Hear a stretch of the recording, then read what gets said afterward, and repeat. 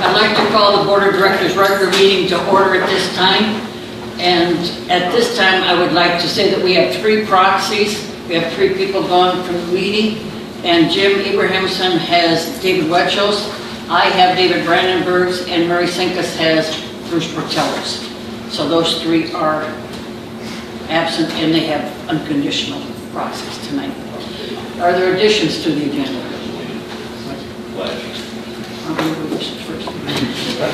Let's do the pledge. I pledge allegiance to the flag of the United States of America and to the republic for which it stands, one nation, under God, indivisible, with liberty and justice for all.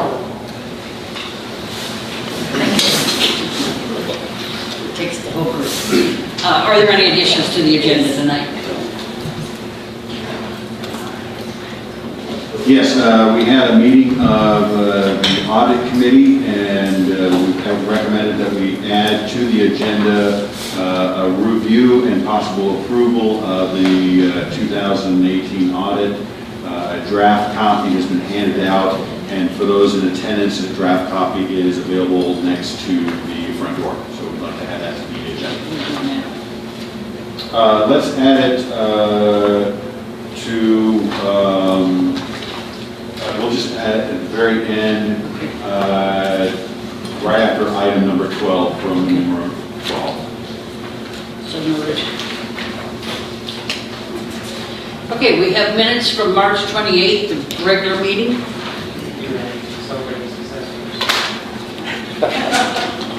Sure. All right, let me back up just a little bit. Let's read the agenda as it's posted. Now that we've done the pledge, let's try the celebrating success first. Okay? Life is sometimes like that. Thank you, appreciate that. We get through this one, this will be good. So we have a couple of different celebrating success this month. First, this one actually came from Tom. He says, I would like to nominate the accounting, legal, and IT teams that were involved in making the flash sale a huge success. The board gave this group a challenge to sell the POA's inventory lots.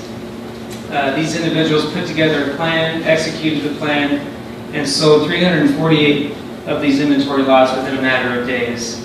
So I'll read the names of the people that were heavily involved in this. Diana Archer, Kathy Barenthal, Pat Harper, Shonda Rosker, Mary Durbin, Nancy Sost, David Thornton, Clark Woods, Roxy Gluns, Natalie Short, Kim Carlson, Ray Pettit, and Mark Archer. As you can see, a lot of hands involved in making that a success. So we're going to have a pizza party for these people tomorrow and thank them for their hard work in making this a huge success.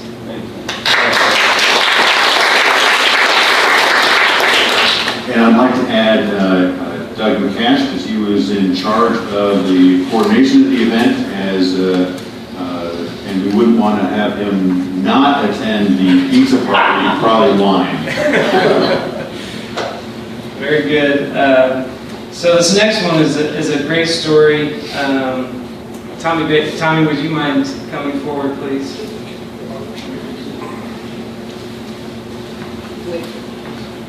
So Tommy was recognized by a member, and I'd just like to read this short story that Tommy was involved in. And this was posted on Facebook by this member on her Facebook page. And she said, this gentleman, and this picture of Tommy with their daughter, this gentleman has the kindest heart. We went and ate at the bar and grill in Bella Vista today. He's the manager. We told him that Jaden, the daughter, is finally cancer-free. He got tears in his eyes, gave her a free dessert, then came out later and gave her a card that said free dessert for a lifetime. We all got tears. So, big hearts. I'll pass around the pictures of Tommy and Jaden together with their free dessert for a lifetime card, which is an awesome story. We've got something here for Tommy, an appreciation. It's a gift card to BB Bar Grill. We do have a certificate for him and a token of our appreciation. Tommy, thank you very much. Thank you, Commissioner.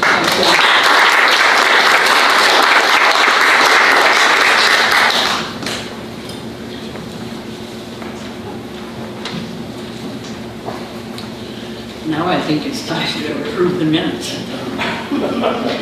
March 28th Board of Directors meeting, the regular meeting, and I have a motion to approve those minutes. So moved. Second. Any additions or corrections? If not, we'll call for a vote on the minutes. All those in favor? And we've got several that you. Okay, thank you. April 18th work session was last week. Can I have a motion to approve those minutes? So moved. A second. Mike? Any discussion on those additions or changes? If not, I'll call for a vote on those. All those in favor? I have two.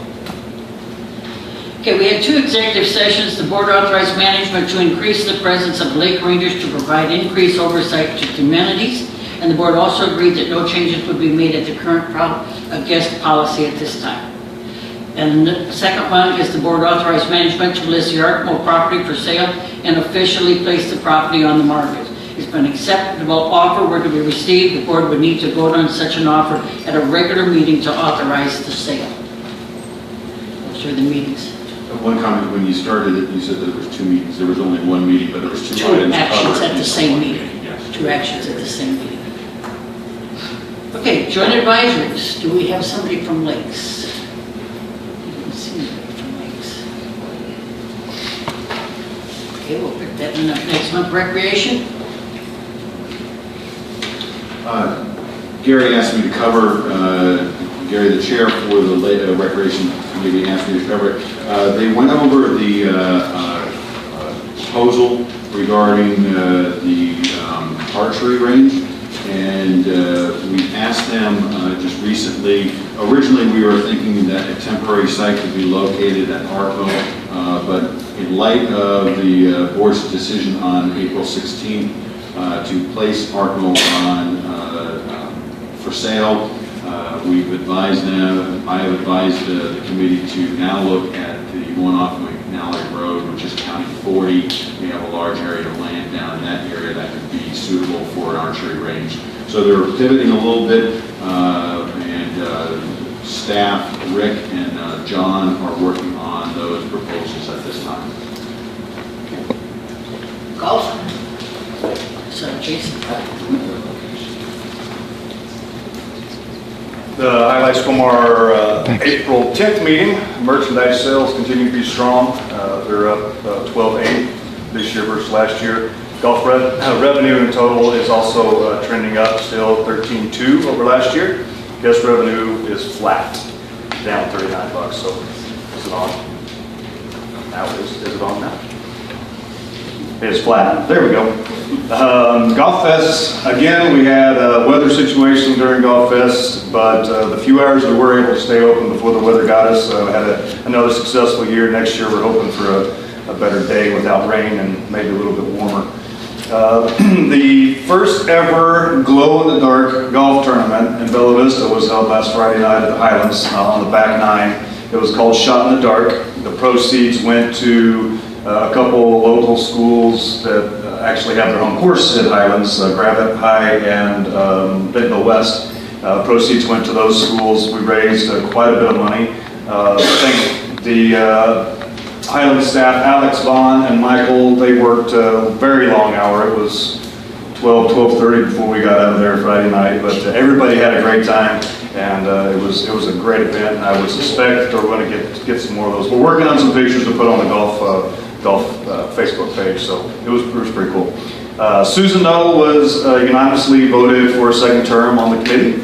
And last but not least, the golf committee will be holding a community input meeting to discuss the Brittany situation. It will be May 14th at 4 o'clock at Reardon. And we're looking for input to put together, as a committee, put together a recommendation to the board on how we're going to handle the Brittany golf course, either get rounds up or figure out what we're going to do with it. Is that any questions? Yes, this is not really a question, Jason, but I would like to mention something. Couple of, perhaps a month and a half ago, one of our golfers, gentleman, came in and advocated for our giving access to carts that could approach the greens, that could be used in the middle of the fairways for those people who have mobility issues. He came in, he certainly didn't need it himself. As I came to understand, he was 67 years old. And his name was Bill King. Bill was a staunch advocate for the people and was very thoughtful and considered in pushing an action that he could not himself benefit from, but could serve the needs of older golfers. Bill passed away about a week and a half ago or so. And I would just like to ask everybody to take just a few moments in thanksgiving for him as a member of our community, and remember him in your prayers and thoughts.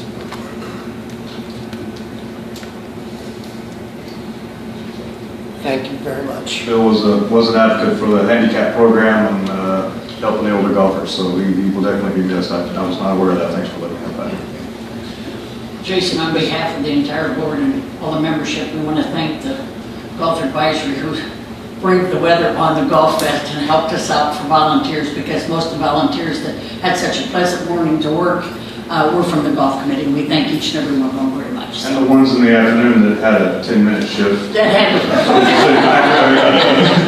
Oh yeah, no, it was a good event. Again, man, we just get some good weather. It's going to be great. So. They moved to the top of the list next year. Yeah, absolutely.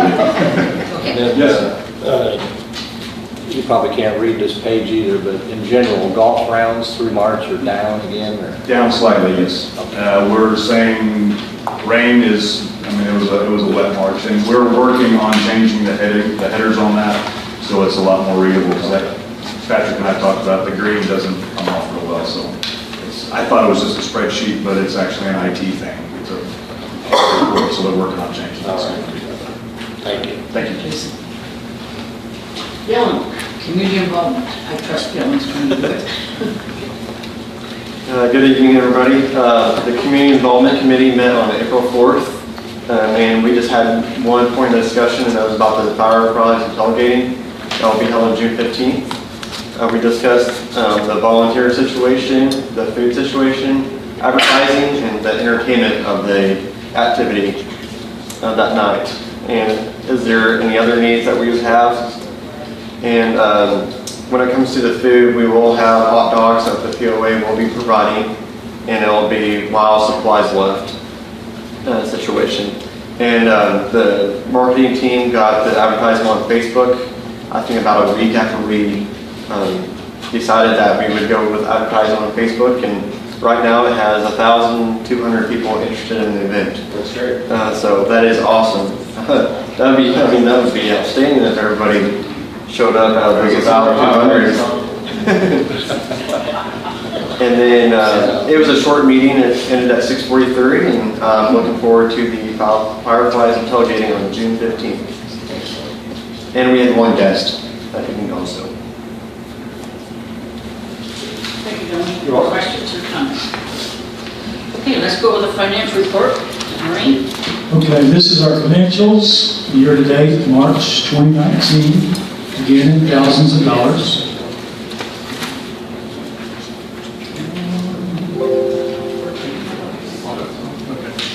Starting with POA, looking at gross profit variances, it's 296 negative. 214 of that is the annuals and weather related to golf, as has been already spoken about. Another one, but this one we haven't had in a while, but lot valuations is negative to 126. A lot of that is the cost of the inventory lots that sold in the flash sale that we just honored, those people that were involved in that. That was the cost of those lots that were being sold. Yeah, the book value versus the cost. It's not actually a cash thing. It's that we have to put a value on the lots as we foreclose them. Some lots have $500, some have $800. All that gets flushed through that valuation account. Past due collections are down 49,000, legal is down 36,000, balance to accounting. Rebates down 42,000, we saw this last month, the Carroll Electric rebate was less than what we had budgeted. Cell tower rents, we talked about this last month, 39,000 plus, better than budget gain from our cell tower equipment sales between two outside entities. The POA does not own the equipment, however, we lease the rights for them to be used on POA property. Food and beverage is better by 28,000 due to BB Bar and Grill. And facility use fees is positive by 22,000, and recreation fees predominantly Branchwood. Again, compared to prior year, cell tower, that's the $1,064,000 sale, and we've already talked about that. Food and beverage is better by 101,000. Again, BB Bar and Grill opened late in 2018. Rebates, 53,000. That's what we actually received from Carroll Electric, done in 2018. Golf is down, this comparison, 129,000 against the same reasons. And past due collections are down 73,000. Legal is down 56, and a balance to accounting. Stumped up is down 39,000. Looking at the operating expenses compared to budget, labor is positive 117 all across divisions. Maintenance and repair positive 82,000, mainly grounds maintenance. Equipment and tools are better by 76,000, small equipment purchases. And supplies are better by 42, positive across divisions. Gym contingency unspent 30,000 positive. Other miscellaneous are positive across divisions. And one negative, professional services are down 61,000 due to the expense of the legal and consulting services relating to the stump up. Looking at the operating expenses, they're balanced across expense items from a year-to-year comparison. EBITDA is better by almost $100,000, 99,000 positive for the POA, 3 months running. Looking at the water utility, same time frame. Gross profit is down by 41,000. Water usage and growth down by 64. A lot of this is because we had such a wet early year. And positive is 20,000. Scrap metal disposal. All the old water meters, as we were taking those out, not to be used anymore, we're turning those into scrap metal cash. Balanced on prior year comparison. Operating expenses are at budget across expense items. And prior year, labor is positive 10,000 vacancy. Outside contracts are negative 33,000. The new water and cellular fees, pass-through costs, they didn't have any last year. And maintenance repair is down by 29,000. System repairs we've had to do. And supplies are down by 13. Meter installation materials giving that negative 61 comparison. EBITDA on water is down by 32,000. That concludes my report. Any questions? Okay, Pat? Excuse me. Dwayne, you make a notation under water that the labor is down 10,000. It's positive 10,000. That was a variance. But it's positive for, due to vacancies. Yes. Now, is that the same issue? There was the reason for the other The labor of POA? On the POA side is from cutbacks, they're trying to run a little leaner. Okay. Thank you. Any other questions? Any other comments? If not, last month we had open forum. We had 6 people who addressed us, and those were answered as we go. A reminder, tonight's open forum is for property owners only. Comments are limited to 3 minutes per owner, and please make the comment, property owners. State your name as well as where you live.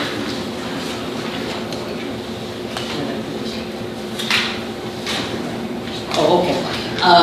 On rules and regulations, we have a proposal that we plan to change the document for board members as far as absences, etc. We are going to table that tonight because of the 3 people missing. It's a topic that should have everybody here for discussion. So we are going to table that tonight. Need a motion to table it?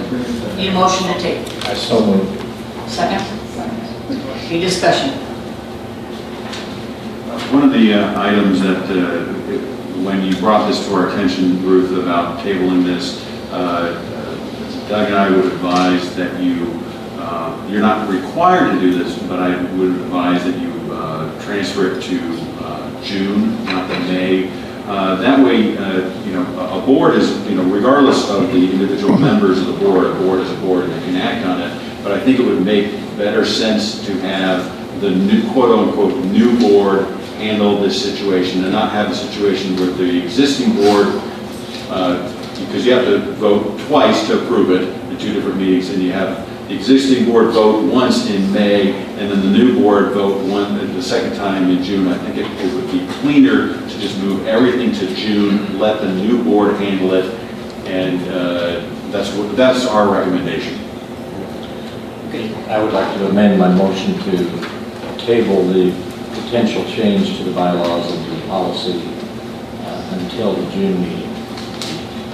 We have a second on that motion? Go ahead. Okay, any other discussion? I just have a question about that. The policy, I would offer that the policy is not changing, but rather one of the examples for definition of cause is being modified. Is that not correct?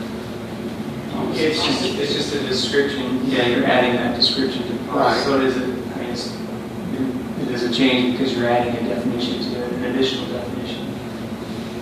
Which are also at new times. Yeah. But I was thinking that the policy itself is not changing, but rather an example of a for cause argument is changing. It's semantics, but I yield to the smarter person. Okay. Okay, now we've discussed, all those in favor? Thank you. Now we will go with open forum, and I have a list here. John Reynolds, first up.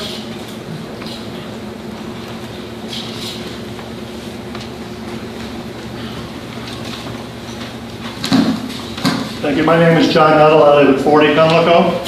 The first item on today's agenda were 3 actions that were taken in executive session: increasing lake ranger availability, not changing the guest policy, and placing the Arkmo property for sale. I'd like to read it from the POA policy manual. Executive sessions are normally used for the association for association personnel matters, membership, discipline, legal issues, and/or other sensitive issues or topics of which the board needs to be informed, or topics which the board may need to give direction. I don't see how any of these 3 items met that standard. The other standard that is sometimes used is that they are time sensitive.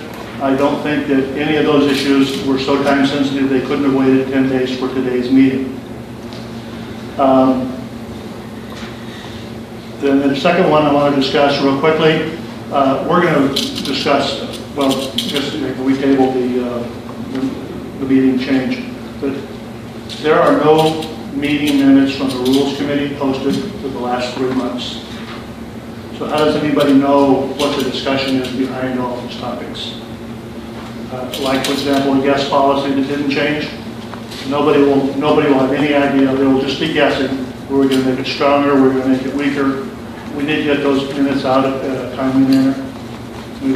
The last 3 meetings have had discussions about things that came from the Rules Committee. There's not a meeting one on. I believe that's the only things in there that I think need to be brought up at this time. Thank you. Yeah. Chris Taylor.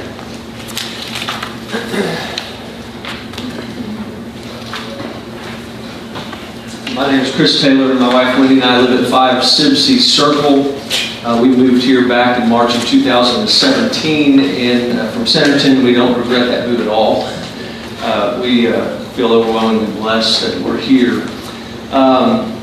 But unfortunately, since we've arrived, there have been a couple of occasions in which the oversight of the covenants and guidelines seem to benefit disrespectful homeowners and random undeveloped property owners. I want to give a couple of examples there. First, as the picture suggests, as I just handed out, that my view out my front porch and windows has disappeared.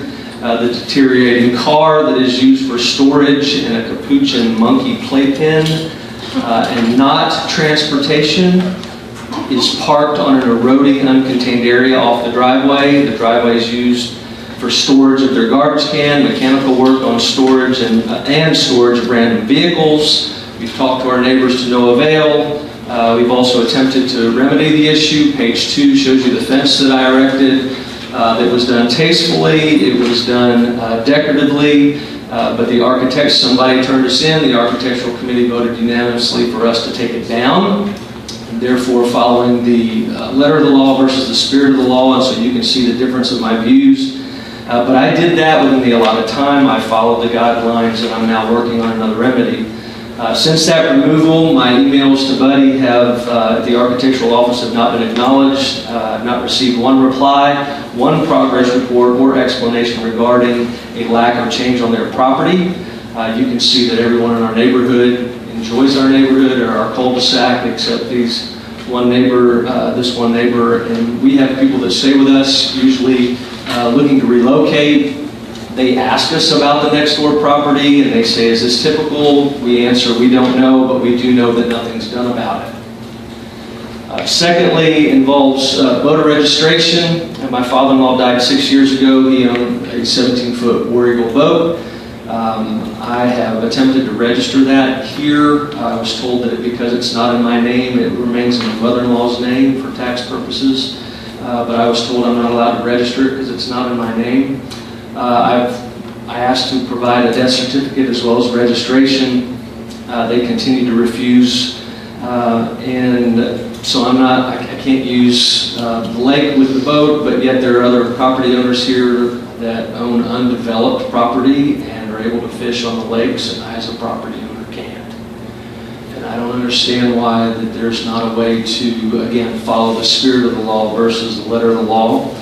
And so by being here, I'm trying to follow the appropriate process, and I would like, again, for the opportunity for someone to follow the spirit or the letter of the law or to change the guidelines in some way, because I would like to be able to tell others that our leadership works for the benefit of our residents.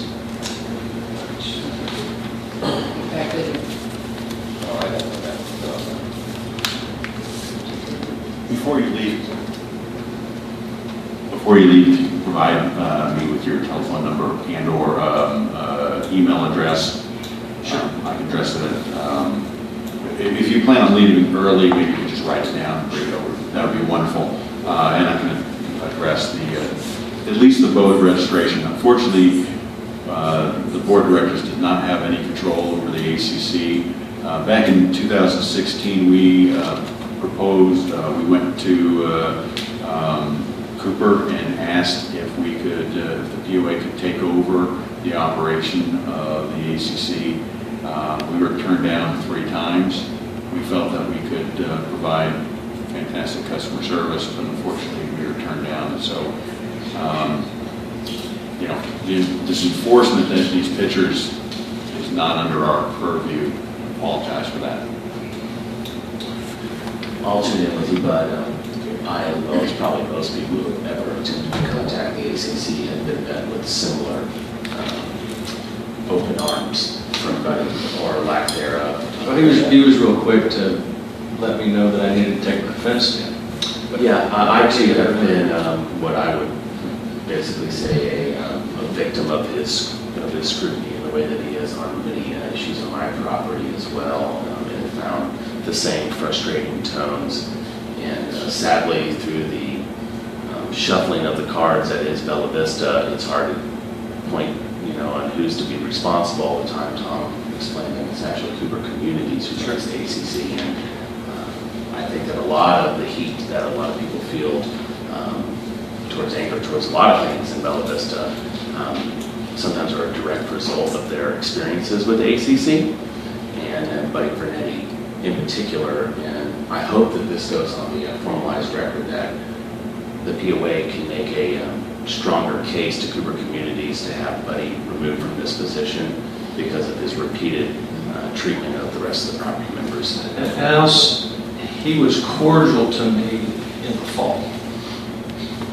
But since I've followed what they asked me to do, there's been no response. So I have not experienced him negatively in any communication. I've experienced no communication. So I just want to make sure I don't, I'll speak for myself. yeah, I make sure I communicate that well. Incorrect. I have had contact with one of our community members who has faced not the same problem, but a similar problem in terms of dealing with the ACC. I think one of the things that concerns me is that I have heard of times where people are reported to the ACC by other members of the community, and that reporting of their changes, their property or whatever, then makes its way to Buddy, and the people have to remove what they have constructed because it's in some sense it's a violation of ACC regulations. And I don't deny that my fence was not No, I mean, it was 6 feet tall and it was in the front of the property. I get it, but I'm trying to do something. I mean, I wasn't just putting up a random fence. I'm trying to, because of this view that I've got, and so I took it down because I want to follow the rules. But again, following the rules comes to bite me on the rear. Right, and I think you did a wonderful job in presenting your situation. Well, I apologize for taking your time. I just trying to. That's what we're here for. But my point was simply that it's sometimes reported to DAC to be punitive. No, I have no doubt that. I have no doubt. Roger Rubin. Yes, my name is Roger Rubin, and my wife and I live at 2 North Circle. And I want to thank this board, you heard me correctly, but I want to thank this and previous boards for their vision and effort that has resulted in Bella Vista having a top shelf trail system. Multi-use trails are the most sought after, in-demand amenity in communities across not only Northwest Arkansas, but the rest of the country. And most of these communities are passing bonds to generate millions of dollars to construct these trails. And this board and previous boards' collaborative efforts to fund our trails has enriched Bella Vista with a professionally designed and constructed trail system second to none, at no capital cost to us, and with minimal ongoing maintenance costs. And I realize not everyone uses every amenity, but all of us pay for all of them through our dues and fees. I don't use the golf courses or the lakes, but I don't begrudge millions of dollars of dues and fees being used on them so that those who enjoy them have them. And I don't understand why the trails should be singled out and looked at differently by those who obviously don't use them. I believe the stated goal when the trail system concept was being developed was to provide safe, walkable trail access from every residence in Bella Vista so that we can get out and safely enjoy the natural beauty of all areas of Bella Vista, many of which were inaccessible before the trails were created.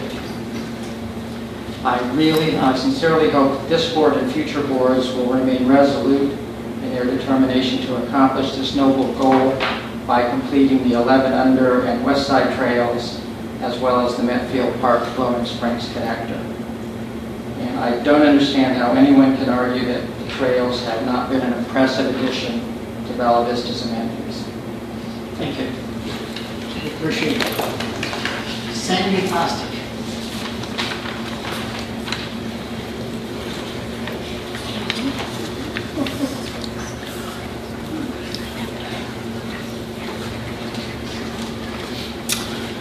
Sandy Fosdick, 37 Stonehaven Drive. What I wanted to discuss, and I know you've already tabled it now for tonight, but since I made the trip, I'm going to say anyway what I came to say. The change that you're making appears to me to be pretty substantial as far as board members' attendance at meetings. if I'm understanding this correctly, originally it was, you couldn't be absent from 3 consecutive regular board meetings or 4 regular monthly board meetings during the year. If what's in blue is what's being considered to be changed, that's substantial. And I can see that definitely being subject to abuse.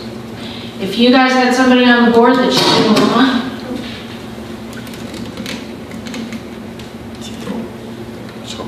Hopefully this one works.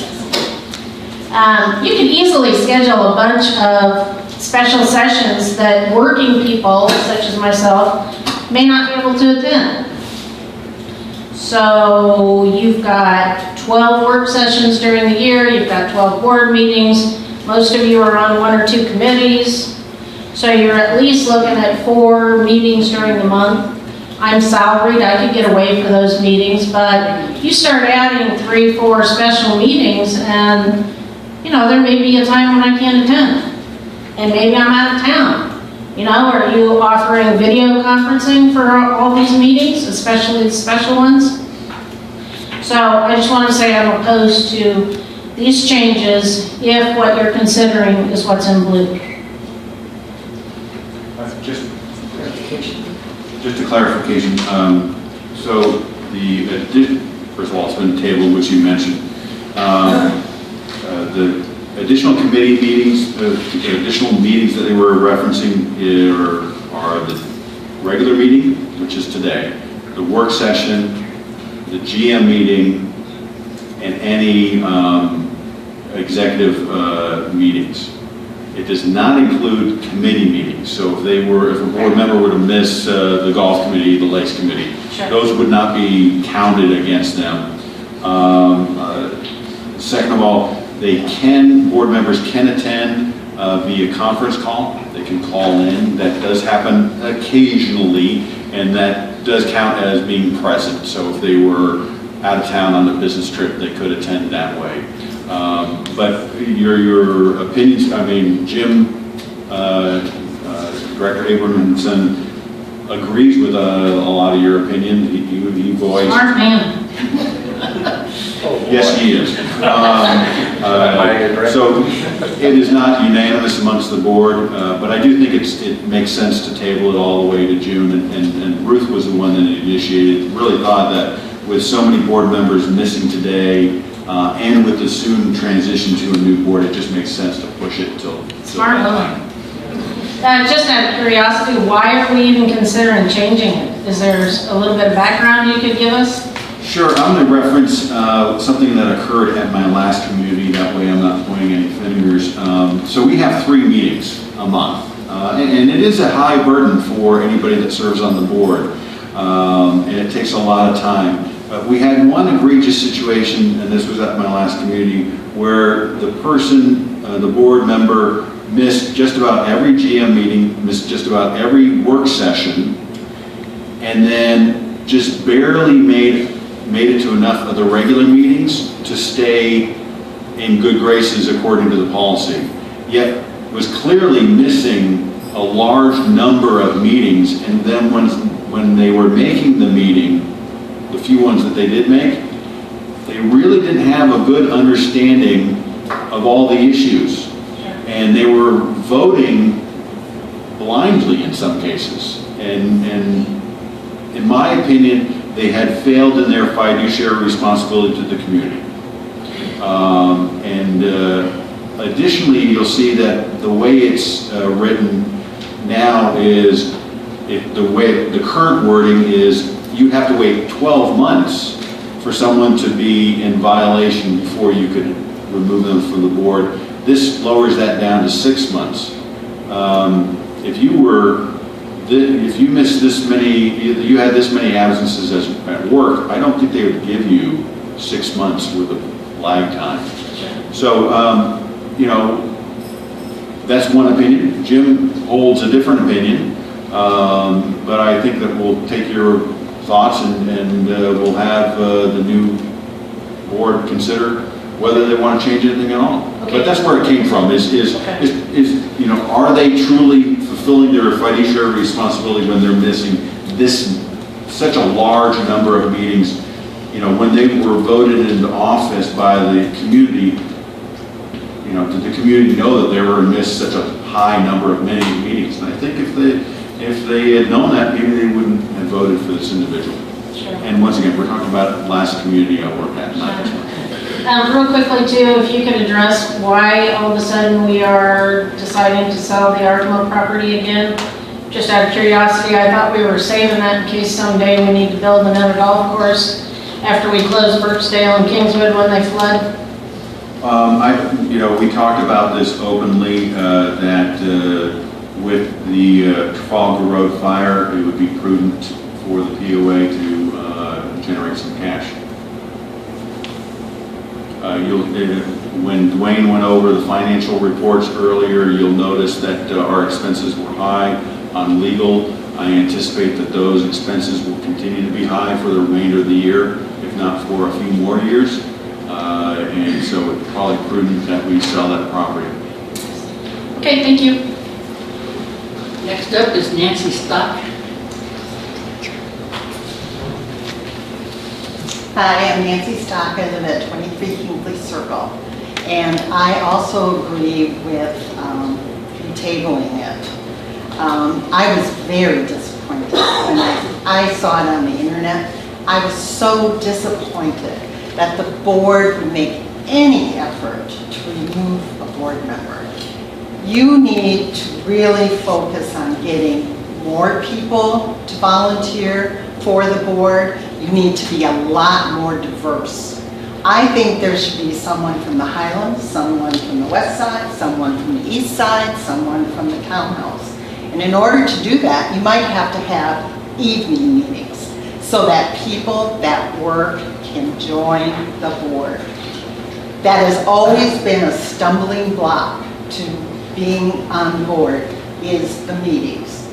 And I would hope that you would have a discussion as to how to get a more diverse board.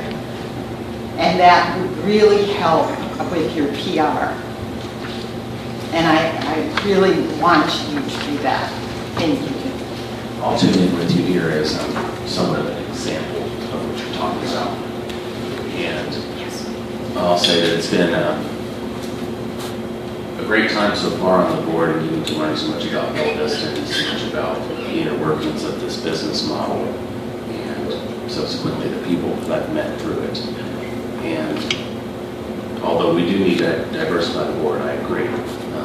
The meetings I don't think are going to be the reason I want to sign back up for this.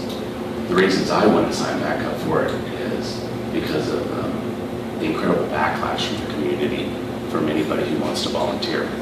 And that is incredibly disheartening, much more than missing any meeting. And I appreciate this gentleman's comments. It's one of the only positive things I've heard. And well, it wasn't a very positive meeting that I watched. Fair enough. It's difficult to volunteer. It is. And it is. I think the board needs to recruit people and make it easy. Well, I agree. The board is also a member. And so the membership has to have a little bit of a look back at how they treat each other.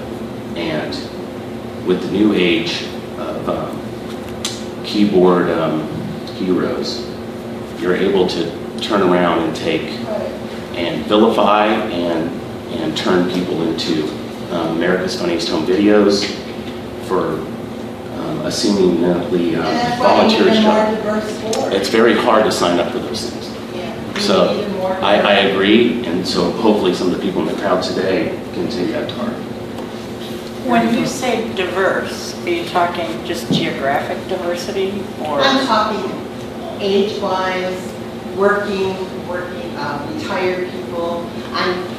I agree too that it should be one from the Highlands. We should try to get someone from the West Side, someone from the East zones, because each zone has a different view of Vista and different problems. And so the board as a whole has, over the years, we've been here 23 years, and it's not been very diverse. And right now, there's more young people than there are older people. But the board doesn't reflect that. And there has to be a reason why. And I think part of it is working people are discouraged because of the meetings. And there's no reason you can't have all the meetings at night, or at least 90% of them. And now with technology, like he was talking about his old, where it was, but now technology has come where you really don't have to be at a board meeting in person. You can be there. Plus, even if you miss a meeting, you can see it on videotape and you know what they talked about. So the next meeting you go to, you are informed. You just argued for the fact that people who work or have other encumbrances can actually attend the meetings via teleconferencing. They can watch the videos after the fact. Right. So, but in meetings at night, it would make a world of difference. I think a lot of people would consider going on the board if there was more meetings at night. I know of someone, they work in Springdale, they considered going on the board. But even to come for an afternoon meeting for an hour, it's an hour from Springdale, hour for the meeting, and then an hour back. Okay, unfortunately, we need to move on from here. Next on the agenda is Bob Stock.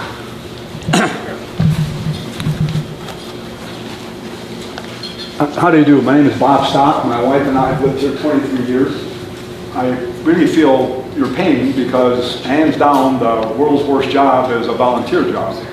I wouldn't say that at all. You wouldn't? I would never say that. You know, I can understand, you know, if you, I used to be a golf course superintendent, and 450 people came during the day. 448 people loved it, but the 2 people that complained, I went home at night and I looked at the ceiling and chewed my freaking back molars for 2 hours trying to figure out why those 2 people were upset. Volunteering is very difficult, but it becomes easier when you do the right thing. And I'm here to talk tonight about the golf playing card. I did a little math on it. It's $199, 6 rounds of golf, and you get 10 buckets of balls. Anybody can buy it. Well, the TV station, my understanding, takes half of that, takes $100 out of it. They split it. So you got $65 for 10 buckets of balls.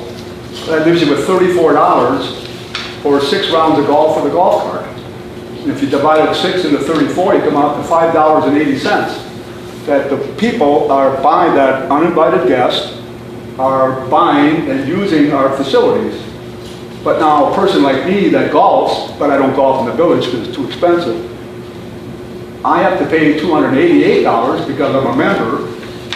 From there I bought a $38 POA card. That brought me up to $326.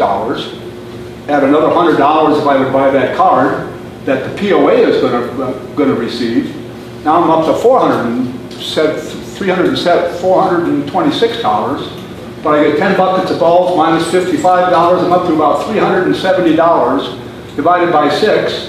Each round of golf that I play is going to be $71, $62, I think it is. But people unaffiliated with Bella Vista are paying $5.80 after we have over a $2 million shortfall, in golf. Now, if you would take $2 million and divide it by $5.80, you come up with about 344,000 extra rounds of golf we have to have in order to pay off that $2 million. Now, I know the marketing department has done a wonderful job. We cleared $72 on the last flash sale we had. We've got people coming here with no affiliation whatsoever with Bella Vista, playing golf for $5.80. Really? I mean, it looks like the board, and I understand you're vilified, but you've turned your back on the property owners. You're supposed to, this is the Property Owners Association. And our dues and our assessment is what drives the village. Can you wrap it? Now, I can wrap it right up as soon as you want, but I'm telling you, for people to come here and play golf for $5.80, while the property owners got to pay $61, you've turned your back on the property owners. I don't understand where you're coming from here. You're property owners too. Thank you very much, and I hope you would reconsider. Thank you. That's all I have on my list of. I have a question. I did not know there was a sign-up sheet. I got here at 5:35. Name, sir? My name is Kent Brown, live at 48 Wentworth. And I apologize for not signing up, but when I came in, I didn't see it. But I'll bring up some items if I may. Sure. Okay, to make it brief, I did write it down. And that is, first off, as a developing veteran community, we're growing, but we're not growing as a retirement community as we once were. We need to do both in order to grow. We not only need to get the baby boomers there, etc., or the veteran community, but we need to continue to seek after the retirement community in an equal marketing position. It's the retirement community that's is the community really that this village or city was built on. We should not de-emphasize the need for marketing to that big demographic. We need to contribute or continue to entice retirees to Bella Vista. They are the ones which can contribute greatly to the financial welfare of the PLA. They're the ones that are going to use the golf courses from 8 to 5 days a week. They're the ones that are going to use the tennis courts. They're the ones that are going to be at all the amenities and the fees accordingly during the work day week. Other items I'm looking at are financial opportunities. And I'm looking at possibly proposing visitor trail fees for the bike trails. The bike trails are wonderful, but they are going to cost us, as I understand from the candidate forum, anywhere from $70,000 to $100,000 a year to maintain the trails. And the users of these trails should be contributing to the maintenance, as well as the POA. These fees could be collected at various exiting facilities, such as the RV shack at Blowing Springs, at the Golf Pro Shops, at Canyon Creek, at Number Services, just to name a few places to collect the fees. These fees can be collected on the basis of, like any other amenity. They can be done on a daily fee, or they can be done on an annual fee, with appropriate stickers issued accordingly. Since we are inviting the public to use the POA amenities, then they should be paying a visitor fee as we do with all of our amenities. Naturally, we will experience abusers of the system, but we can set up trail marshals as needed. It's not a cure-all, but just as effective as the stickers are on golf carts. Your third thing was somewhat what the gentleman here was proposing, but I have a proposal for you rather than a complaint about the golf fees and the card that costs $199 for 6 rounds. And it's true, presently a visitor would pay $50 for a round of golf. A member without an ID pays $46, and a photo ID is $41. A visitor or anyone else can pay $199 for 6 rounds, or $33 per round. If a visitor can get a 33% reduction, then why are you not offering the same percentage reduction to a member or a POA ID member to buy a card for 6 rounds of golf? Otherwise, reduce theirs by 33% and they'll buy a card that could be used quite effectively, especially when they have visitors in town. And this could enhance a member to buy 6 rounds of golf when they only play 3 rounds. And the other thing I have here is that the board members, so that we may continue to have a professional board of directors, I propose that we compensate the board members for your time. I know you get telephone calls, you get complaints, you get all the garbage that comes, not too many attaboys. But I think you need to be compensated for that. And I ask for somehow, some way, that if we do that, then I think we'll get maybe retired professionals in each area of concern within the POA to possibly run for the board, and we'd have a better selection of board candidates to pick from. Your time is. Okay, just in conclusion, all the aforementioned items would increase revenue for the POA, and all these items are directed at better serving the Bella Vista members. And then we're asking the board to look at the idea of the POA doesn't underwrite public use. I've been a property owner since 1995, and We appreciate it. this has always been a public use facility. Thank you. We appreciate it. Okay, moving along from open forum. Since we've already talked about the rules and regs, we've tabled that. We'll move into approval of committee appointments. So the golf committee voted unanimously to recommend a second term for Susan Nuttall. This would require a approval vote of the board of directors. I have a motion to retain Susan Nuttall on the golf committee. Mike? So moved. A second. All right, discussion. Just a refresher for the audience that this is a new procedure this year, that the committees themselves put up candidates for a position that's open, and they vote on it, and then they present it to the board for approval, final approval. If no further discussion, all those in favor of Susan retaining on the golf committee? We have two, unanimous. Thank you very much. Appreciate that. Congratulations, Susan, and thank you very much for your service. Update on Trafalgar Fire. So I'll start with the other stump dumps first.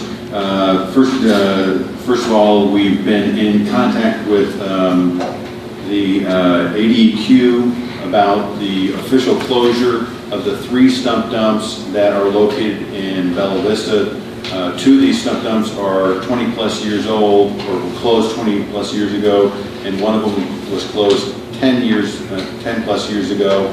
The 4th one, which is outside of the city limits, is the Highlands one. And so right now we're in negotiations. They have sent back, ADQ has sent back some revisions. We've responded to those revisions. So we hopefully will receive some guidance fairly soon so that we can move forward and get all 4 of those sites officially closed within a reasonable amount of time. The Highlands one will clearly take longer than the other ones, or at least hopefully.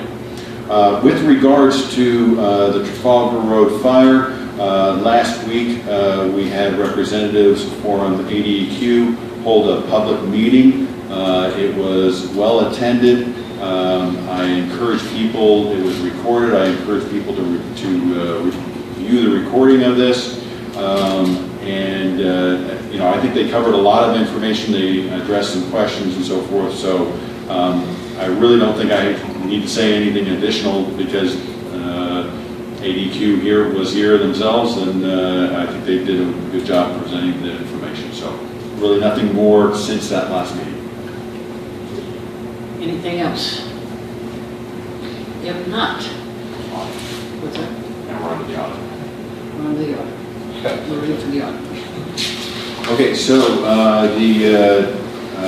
our audit firm BKD came out.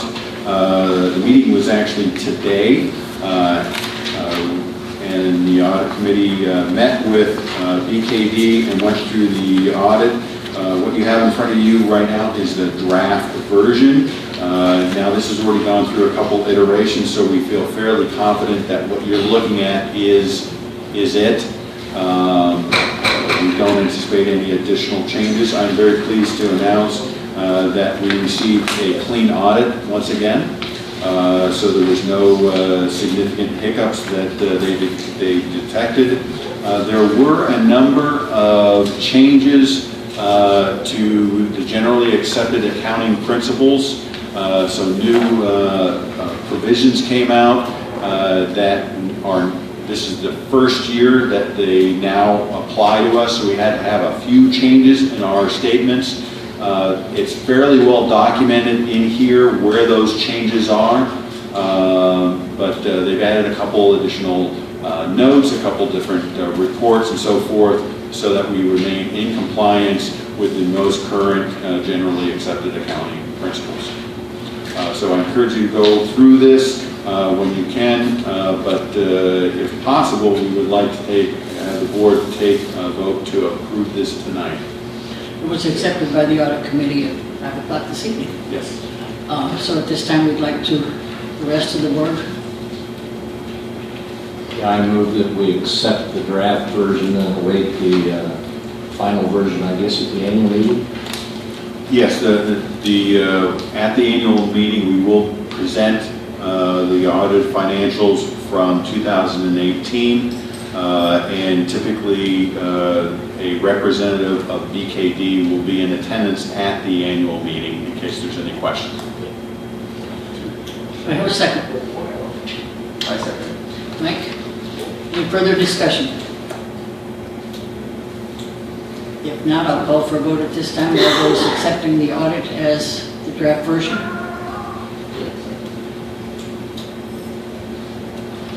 And congratulations to the accounting team for doing an exceptional job in getting another clean audit for our community. Thank you. Okay, before we go to announcements, we want to thank everybody for coming tonight, and your input is appreciated. We have several announcements. The Thursday, May 8th is the GM meeting. It is a closed session. The work session is Tuesday, May 14th. That is a change. So it's on Tuesday at 9 o'clock in the morning. Community input meeting at Brittany for Brittany regarding Brittany is on Tuesday, May 14th at 4 o'clock at Reardon Hall. The annual meeting is Tuesday the 21st in Reardon Hall at 6 o'clock. The board officer meeting would simply be selecting a chair and a vice chair. And talking about liaisons would be on May 23rd at 4 o'clock. And that is a closed meeting for board members, the newly elected board members and current board members. Only the returning board members and the newly elected will be at that meeting. The regular GM meeting on Thursday, June 7th. Would you make that change on your calendar? Because June 14th, almost everybody sitting at this table will be working at the APT tournament on the golf course. And we appreciate all their volunteers. So rather than bringing them in here for a meeting, we're going to keep you on the golf course working as volunteers. Whether you like it or not. Whether you like it or not, you've been volunteering. We appreciate your volunteering. And anybody else would like to volunteer, we welcome new volunteers. We'll send out a notice regarding that, and we'll change it on the calendar. The decision to move the meeting was only made today, so that information has not been disseminated yet. And the board work session is June 20th, and the regular board meeting is June 27th. Anything else for the good of the cause? If not, we stand adjourned, and we thank you kindly.